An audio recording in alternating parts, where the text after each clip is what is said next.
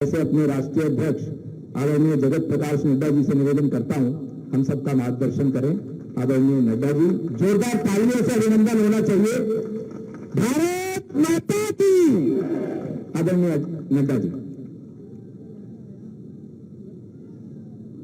आज के इस कार्यालय के भूमि पूजन के कार्यक्रम में मंच पर उपस्थित हमारे जुझारू अध्यक्ष और संवेदनशील अध्यक्ष श्री वीरेंद्र सचदेवा जी, हमारे राष्ट्रीय उपाध्यक्ष और हमारे प्रभारी दिल्ली प्रदेश के बैजल पांडा जी, हमारे विपक्ष के नेता श्री रामवीर सिंह दुर्दूरी जी, हमारे राष्ट्रीय महामंत्री संगठन सम्मानीय बी.एल. संतोष जी, हमारे दिल्ली प्रदेश की सह प्रभारी बहन अलका गुर्जर जी, हमारे उपस्थित यहाँ राष्ट्रीय महामंत्रीगण, हमारे सभी सांसदगण, विधायकगण, पूर्व में रहे अध्यक्षगण, हमारे सभी कॉरपोरेटर्स और यहाँ बड़ी संख्या में आए हुए दिल्ली प्रदेश के सभी कार्यकर्ता बंधु, आज हम सबके लिए बहुत ही सौभाग्य की बात है कि बहुत लंबा इंतजार और कानूनी दाव पेच को सबसे लड़ते हुए बहुत लंबे इंतजार के बाद भारतीय जनता पार्टी का दिल्ली प्रदेश का कार्यालय का कार्य शुरू हो रहा है। उसका भूमि पूजन का कार्यक्रम आज था। मैं अपनी ओर से और पार्टी के सभी वरिष्ठ नेताओं की ओर से आप सबको इसके लिए हार्दिक बधाई देता हूं और शुभकामनाएं देता हूं। जैसा कि वीरेंद्र सचदेवा जी ने कहा कि ये एक ऐतिहासिक दिन है, ये ऐतिहासिक पल है। पार्टी हमारी बहुत लंबे समय से, अगर हम कहें तो 50 के दशक से जनसंघ और उसके बाद से भारतीय जनता पार्टी 80 के दशक से इस विचारधारा को लेकर के चलती रही और दिल्ली भारतीय जनता पार्टी की प्रमुख भूमिका रही है इस विचारधारा की यात्रा को आगे बढ़ाने में।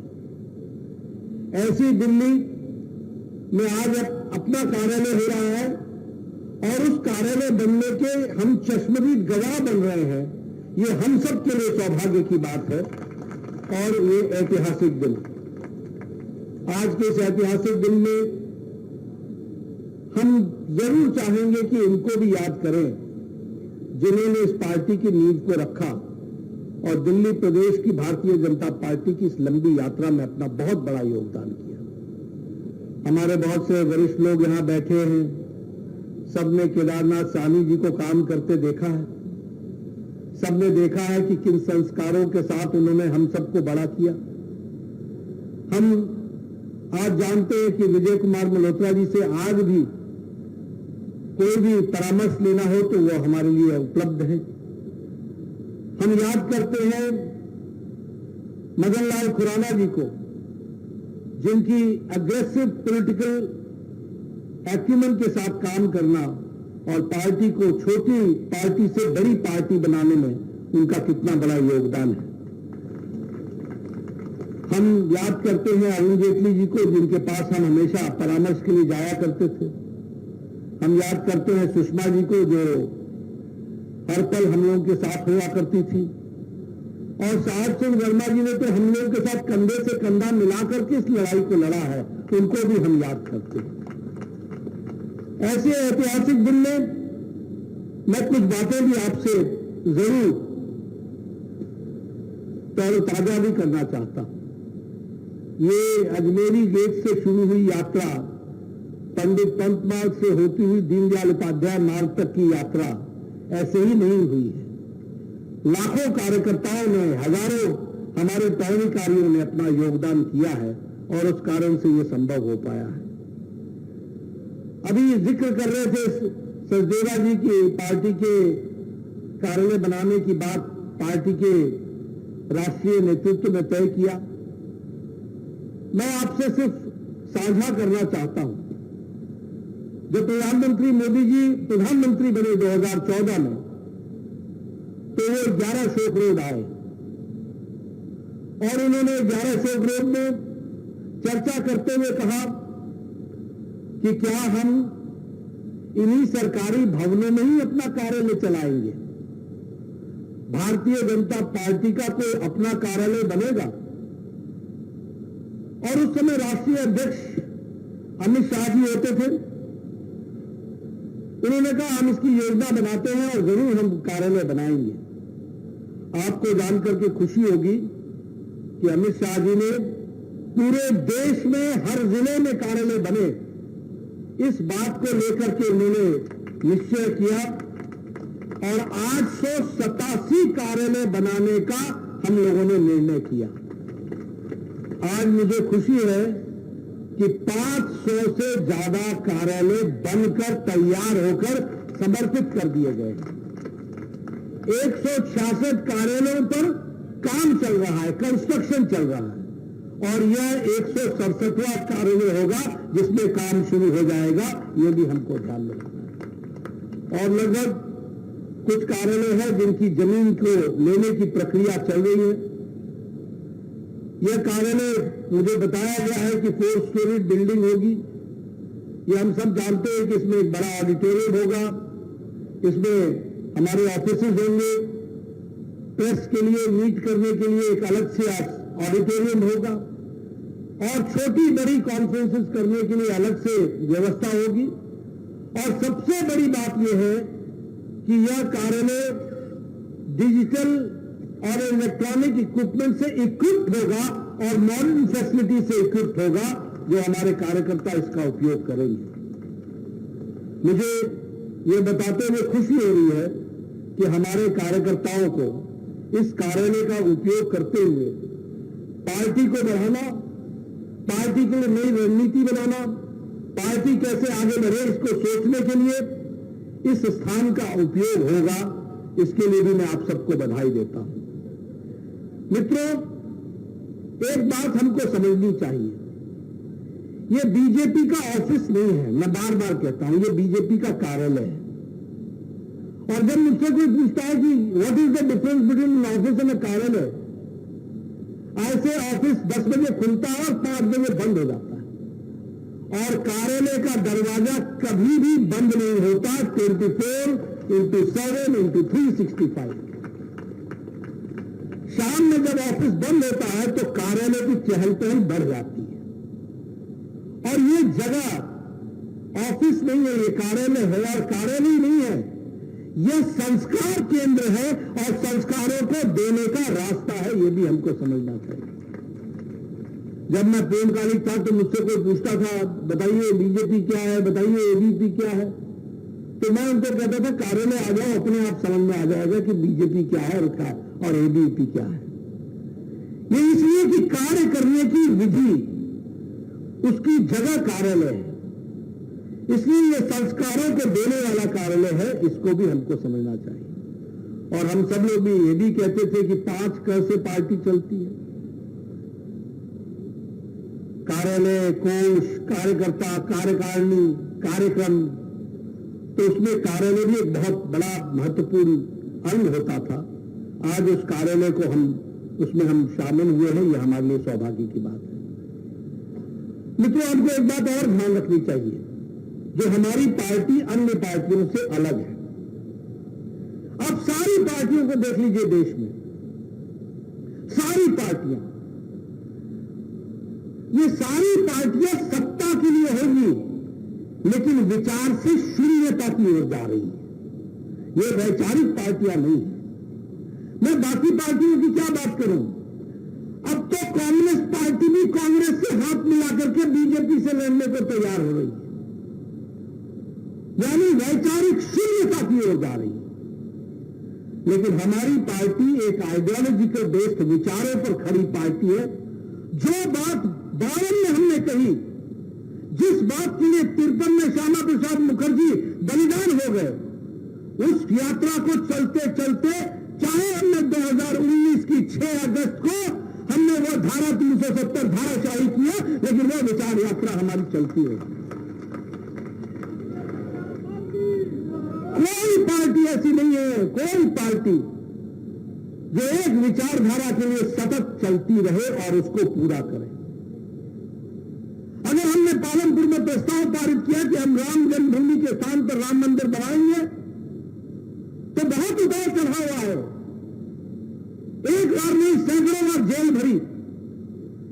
हम ये नारा लगाते रहे, राम लला हम आएंगे, मंदिर वहीं बनाएंगे। हमारे विरोधी पूछते रहे, राम लला तुम आओगे, हम आएंगे, मंदिर वहीं बताएंगे, तिथि कब बताएंगे? वह तिथि भी बताई, प्रधानमंत्री जी ने शिलान्यास भी किया और अब वो भव्य राम मंदिर बन करके तैयार हो रहा है। यह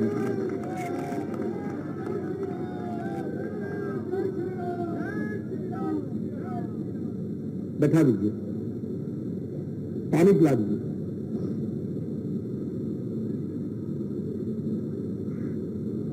उसी तरीके से हमारे आर्थिक प्रस्ताव को देखें,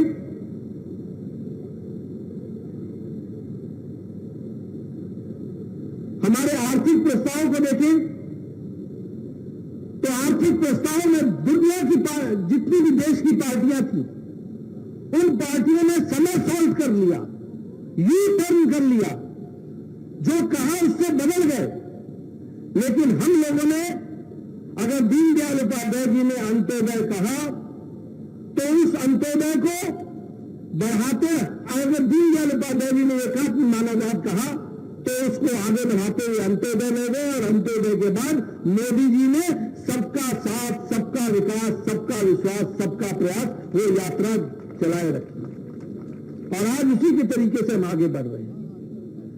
ये आत्मनिर्भर भारत, लोग हंसते थे हमारे ऊपर, ये आत्मनिर्भर कैसे होगा? आज मोदी जी के नेतृत्व में भारत आत्मनिर्भरता की ओर जा रहा है और आगे बढ़ रहा है, और छलांग लगाता हुआ आगे बढ़ रहा है। यह भी हमको समझना चाहिए। न्यूक्लियर पावर पर हमारी नीति स्पष्ट थी। हमने कहा था कि हम न्यूक्लियर पावर बनेंगे। कांग्रेस में ताकत नहीं थी, बोलती जरूर थी, करने में हमेशा डरती थी। लेकिन ये अटल बिहारी वाजपेयी जी जब भारत के प्रधानमंत्री बने तो दुनिया के सामने उन्होंने 1998 के मई महीने में आकर के कहा कि हमने परमाणु परीक्षण कर लिया है और वो हो गया है। इसलिए हमें फक्र होना चाहिए कि हम वैचारिक पार्टियां जो विचार लेते हैं, तय करते हैं, उस पर अडिग रहते हैं। हम एक कैडर बेस्ड पार्टी भी है, और हमारे विरोधी भी कहते हैं बार बार दुनिया की सबसे बड़ी पार्टी है। आज हमारे 18 करोड़ के आसपास की मेंबरशिप, 37 स्टेटों में हमारी यूनिट, 973 हमारे डिस्ट्रिक्ट की कमिटीज, 15,432 हमारे मंडल कमेटी, हमारे 1,16,000 शक्ति केंद्र और 6,80,000 बूथ पर हमारा अध्यक्ष और समिति है। ये हमारी भारतीय जनता पार्टी है, कैडर बेस्ड पार्टी है, और इसी के आधार पर हम लोग भारतीय जनता पार्टी की दृष्टि से विचारधारा को आगे बढ़ाते हैं। हमारी मास फॉलोइंग है। आज हमारे 303 लोकसभा में एमपी है, 93 हमारे राज्यसभा में एमपी है, 13,385 हमारे एमएलए हैं, हमारे 164 एमएलसी हैं, और सैकड़ों के हिसाब से हमारे मेयर और हजारों के हिसाब से हमारे जिला परिषद के, पंचायत के अध्यक्ष और मेंबर है। ये भारतीय जनता पार्टी है। ये सारी बातें मैं क्यों बोल रही हूं? क्योंकि we are ideological based, we are cadre based, and we have a mass following. This is the only political party which has it. ये अकेली पॉलिटिकल पार्टी है जिसको हमको समझना चाहिए। मित्रों, हम समय समय पर अपने दृष्टि से राजनीति को चालना भी देते हैं, और हमारे लिए सौभाग्य की बात है कि प्रधानमंत्री मोदी जी ने भारत की राजनीति की सरकार ही नहीं बदली, से संस्कार भी बदल दिए और संस्कृति भी बदल दी। इस बात को हमको समझना चाहिए। वंशवाद से विकासवाद तक, वंशवाद से प्रजातंत्र को मजबूत करने वाला, पल्ला हैदराबाद से निकल करके एक साधारण से घर से निकलने वाला व्यक्ति प्रधानमंत्री भी बन सकता है, राष्ट्रीय अध्यक्ष भी बन सकता है, प्रदेश का अध्यक्ष भी बन सकता है, मुख्यमंत्री भी बन सकता है। ये अगर संस्कार आए तो भारतीय जनता पार्टी मोदी जी के नेतृत्व के कारण से आए। ये वोट बैंक की राजनीति से हम निकल करके आज रिपोर्ट कार्ड की राजनीति पर आ गए। हमारे विरोधियों को भी अपना रिपोर्ट कार्ड देना पड़ता है, यह हमारी परिस्थिति बनी है।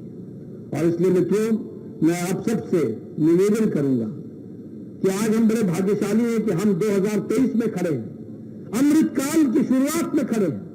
हम लोगों ने 2047 देखना है और उस 2047 में मोदी जी के नेतृत्व में चलने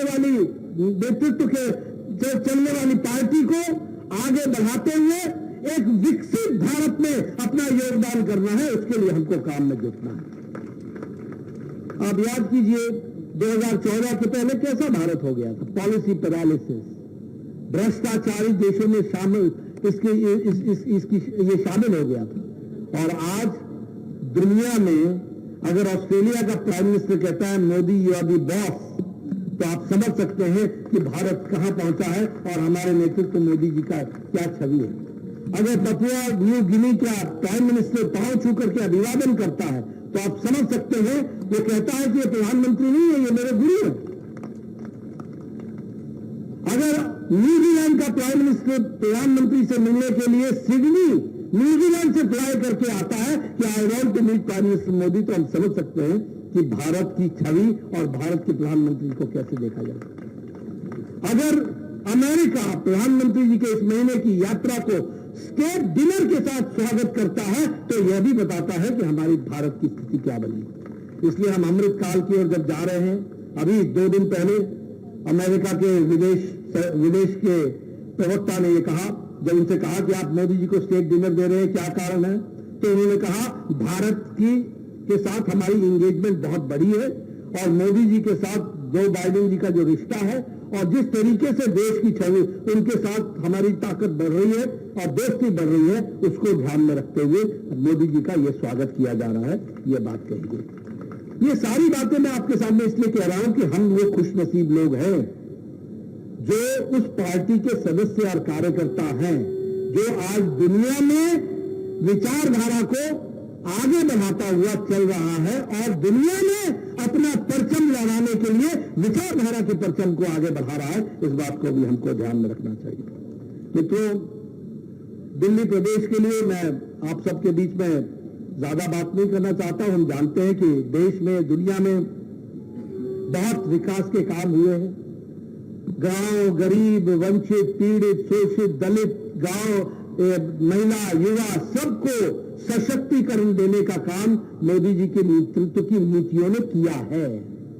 और अगर मैं दिल्ली की बात करूं तो अगर हम लोगों ने इस बात को कहा कि जहां झुग्गी वहां मकान, तो उसको भी करने के लिए हम पूरी ताकत से लगे हैं। और आज मुझे खुशी है ये बताते हुए कि लगभग 3024 घरों को जहां झुग्गी वहां मकान का काम शुरू हो गया है और 376 झुग्गी झोपड़ी आइडेंटिफाई कर ली गई है जहां यह काम को हमने आगे बढ़ाना है और तेजी देनी है, यह भी मैं बताना चाहता हूं। दिल्ली को केंद्र सरकार ने 300 इलेक्ट्रिक बसेस भी दी हैं। साथ ही साथ यहां 2014 के बाद दिल्ली में 2022 तक 190 किलोमीटर की मेट्रो रेल को आज 400 किलोमीटर की मेट्रो रेल बनाने का काम हमारी मोदी सरकार ने दिल्ली में किया। उसी तरीके से 135 नए स्टेशन, मेट्रो स्टेशन जोड़े गए हैं और विकास की एक नई कहानी लिखी गई है। आप सब लोग जानते हैं रात को 9 बजे के पहले और सवेरे 6 बजे से पहले कैसा धुआं होता था दिल्ली में और सारी दुनिया की ट्रकें आकर के यहां पर खड़ी हो जाती थी और सारी दुनिया के ट्रकों का जो धुआं उड़ता था और पोल्यूशन होता था वो भी आपने देखा। लेकिन आज हम ये कह सकते हैं कि ईस्टर्न पेरिफेरल एक्सप्रेस वे जो लगभग 135 किलोमीटर का पलवल से गाजियाबाद तक बना, 11,000 करोड़ रुपए उसमें खर्च हो रहे हैं। उसी तरीके से वेस्टर्न पेरिफेरल एक्सप्रेस वे में 136 किलोमीटर कुंडली से फरीदाबाद 9,000 करोड़ रुपए उस पर खर्च हुए। उसी तरीके से प्रगति मैदान का इंटीग्रेटेड जो ट्रांजिट कॉरिडोर बना वो भी 920 करोड़ की लागत से वह भी जनता को समर्पित हुआ है। आज बदलती दिल्ली हम देख रहे हैं। द्वारका गुड़गांव एक्सप्रेसवे 27 किलोमीटर की सड़क और ये लगभग 8,662 करोड़ रुपए खर्च करके बना है। Delhi Amritsar Katra expressway, Delhi Meerut expressway, Delhi Meerut rapid road transport system, Delhi Dehradun expressway, Delhi Mumbai expressway, ये सारी आज बदलती भारत की तस्वीर और जिसका केंद्र दिल्ली है, इस बात को भी हमको ध्यान में रखना चाहिए। ये काम आदरणीय प्रधानमंत्री मोदी जी के नेतृत्व में हुआ और वह सब हम लोगों ने देखा। लेकिन जिस तरीके से भारत को दुनिया में एक ब्राइट स्पॉट की तरह देखा जा रहा है, अमेरिका का ग्रोथ रेट 1% पॉइंट समथिंग पहुंच गया, इनका इन्फ्लेशन रेट 10% से ज्यादा है। हम आज मॉर्गन स्टैनली के अनुसार, बैंक के अनुसार हमारा ग्रोथ रेट 7.2% पहुंच गया और ब्राइट स्पॉट कहा जाता है। आत्मनिर्भरता से भारत चल रहा है। इसलिए दुनिया के नक्शे में जहां भारत ब्राइट स्पॉट बना है, दुख के साथ कहना पड़ता है कि दिल्ली केजरीवाल के नेतृत्व में ब्लैक स्पॉट बन गया है। इस ब्लैक स्पॉट को हमको बदलना है, ये तस्वीर बदलनी और कहने के लिए मैं नहीं कह रहा हूं, ये लोकपाल की यात्रा से आज लोभ और मालामाल होने की यात्रा पर चल पड़े। डिप्टी सीएम जेल में एक बेल पर आगे कोर्ट जाना आना लगा हुआ है। ये कहते थे हम ईमानदार होंगे। तुम्हारी ईमानदारी की तो दुनिया ने मिसाल देखी कि आजाद भारत में एक मुख्यमंत्री को साइन बोर्ड लेके चलना पड़ता है, मैं कट्टर ईमानदार हूं। ऐसा तो मैंने कभी देखा ही नहीं था कि नेता को साइन बोर्ड लेकर के चलना पड़े कि वह कट्टर ईमानदार है। यह स्थिति तुम्हारी हो गई। स्कूल तुम बोलते हो शिक्षा के प्रांगण के सामने तो तुमने शराब की दुकान खोल दी। तुम बोलते हो अस्पताल, दवाखाना, अरे दवाखाना के बगल में तो तुमने शराब के ठेके खोल दिए। तुम बोलते हो कि विकास होगा, तुम बोलते थे कि हम बंगला नहीं लेंगे, आज शीश महल तुम्हारी चर्चा में। आप बताइए ब्लैक स्पॉट नहीं है तो और क्या है? एक डिप्टी सीएम जेल में हो, बारंबार जाकर के अपील करे कि मुझे बेल दो, बेल दो, बेल दो, और कोर्ट बोले ना ना ना, और तुम बोले मैं कट्टर ईमानदार हूं। कानून तुमको राहत में दे। मैं इसलिए सारी बातें कह रहा हूं कि आप समझिए कि ये इस तरीके का नेतृत्व, ये दिल्ली के लिए भी एक शर्म की बात है कि इस तरीके के लोग हमारा नेतृत्व कर रहे हैं। जल बोर्ड निगम में घोटाला, ट्रांसपोर्ट में घोटाला, मैं ठीक बोल रहा हूं गलत बोल रहा हूं? स्कूल की बिल्डिंगों में घोटाला, कौन सी जगह बच गई क्या घोटाला? शराब का घोटाला, एक पर एक घोटाला। मित्रों, ये सत्ता में आना ये महत्वपूर्ण नहीं है, लेकिन यह महत्वपूर्ण है कि ऐसी सरकार दिल्ली में नहीं रहनी चाहिए और इसके लिए प्रजातांत्रिक तरीके से हमको आगे लड़ाई लड़नी है। यह हमारे लिए विषय है।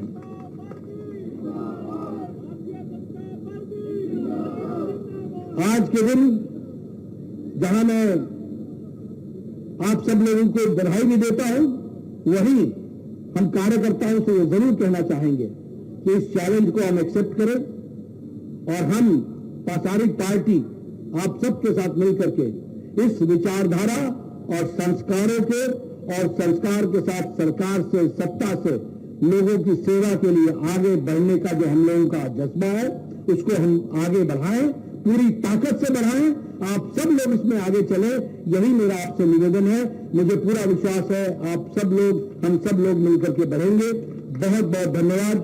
जय भारत।